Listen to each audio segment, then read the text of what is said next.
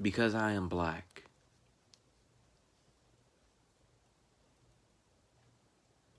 For thousands of years, people of color have been looked down upon, particularly the blacks. They were first peaceful people in Pangea before human evolution broke us all up.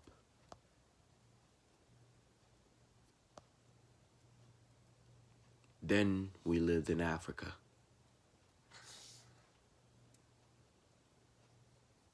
Then we were kidnapped and brought to America as slaves. We were once emancipated. That was some 150 something years ago.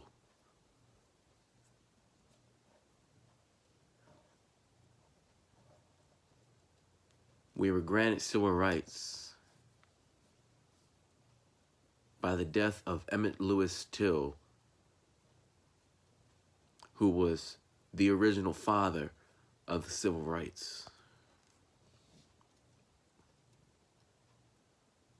Rosa Parks was inspired by him, the sacrifice that he gave for us to not give up that bus seat. She then inspired Martin Luther King to join the NAACP as their president. He then went on to start the Montgomery bus boycott. That worked. Now black people can sit on buses without being segregated or have to sit in the back as mandatoryism. Then there were sit-ins at lunch counters. We won those, and now we can sit at lunch counters as equal. There were freedom riders.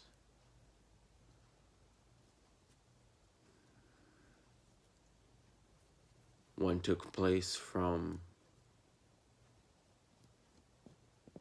Charlotte, North Carolina to Orangeburg, South Carolina, where it inevitably was torched by knights of the Ku Klux Klan.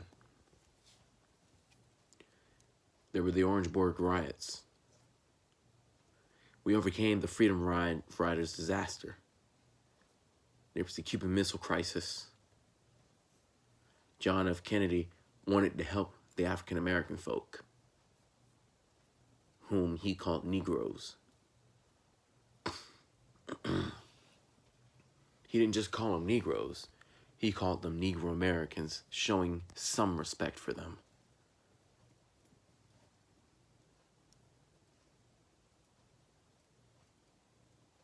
His presence in our alliance didn't last for very long, as just a little over 1,000 days into his presidency, 2 out of 3 sniper bullets ended his life, inevitably breaking the shield that protected us and guided us into multiple pieces. The nation was stunned, had nowhere else to pick off. It was then Martin Luther King went straight to Lyndon Baines Johnson in 1964, saying they want civil rights. That very same year, Lyndon Baines Johnson,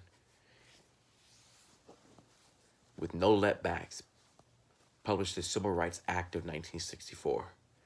Then there was the voting rights. Malcolm X was killed in February of 1965 by his former Muslim group who sought revenge.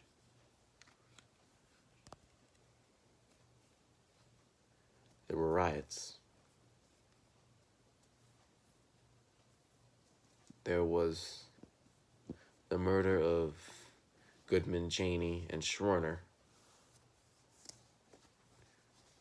2 Caucasian men and 1 African American were killed by the Ku Klux Klan in late 1964 after helping the NAACP.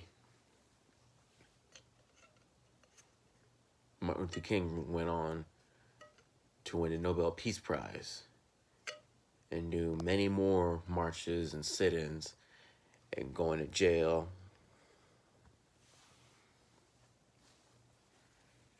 Him leading the revolution came to an abrupt halt on April 4th, 1968, where at 7 o'clock he was struck by an assassin's bullet through the necktie, through the knot of his tie, which exited through his jaw, shattering it. His last words were, I want, at the event tonight, I want you to play that song real pretty for me now.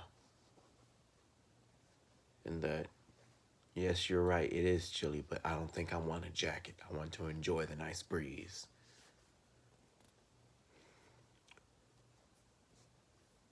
Two months later, Robert F. Kennedy was assassinated. John F. Kennedy's brother, who also fought for civil rights, who was running for the presidency, and was shot by Sharon, who was a confused victim. This wouldn't be the end. There were riots.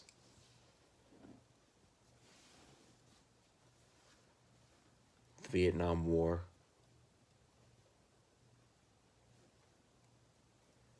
The killing of a 17-year-old black boy in 1985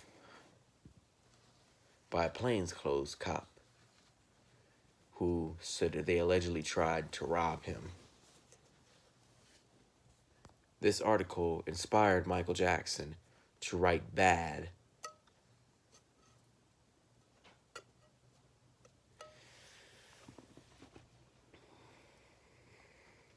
Then there was the Rodney King or Los Angeles riots of 1992, after policemen were vindicated of beating him over a routine traffic stop.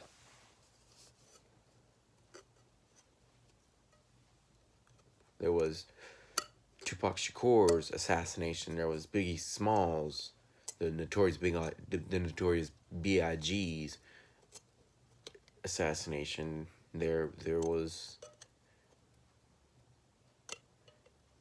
race wars, and the woman who shielded herself over white supremacists because she said that it wasn't fair to see him get hit for something that he believed was heritage and not hate, and thought that what he was doing was just out of innocence. There was Sandy Hook and Trayvon Martin and countless other of police shootings.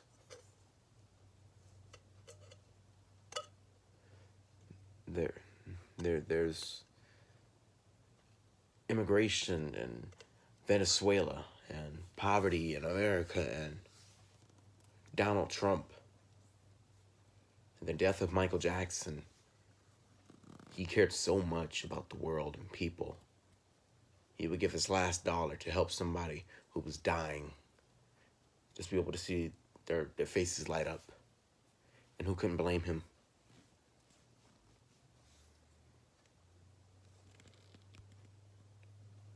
The father of the American Revolution and really America's history was a black man by the name of Crispus Attucks. He was the third person shot, but really the first person and the first black person to die for our country by a musket's bullet. He was killed instantly during the Boston Massacre. He was one of 5 people killed that day. He struck up something. There was Phyllis Wheatley, James Armstead, and Frederick Douglass, and Harriet Tubman, Sojourner Truth, Ella Fitzgerald, Sammy Davis,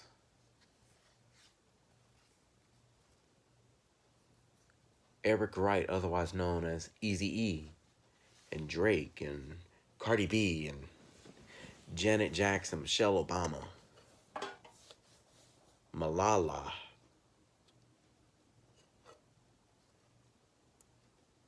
and Barack. They've all set a path for us. And while most of us argue amongst ourselves about he said, she said, he said, and vice versa, everything else, the few of us that actually sit and talk and try and figure out how we're gonna stop this while preventing this from happening and trying to make the world a better place are really just contemplating things and trying to get help that won't come. That's why we need to start treating each other with respect. Life is too short for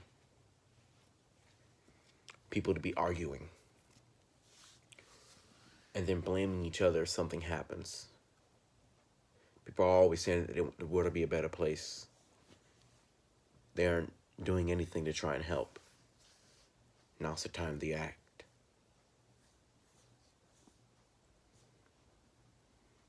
Either do it or stand idly by.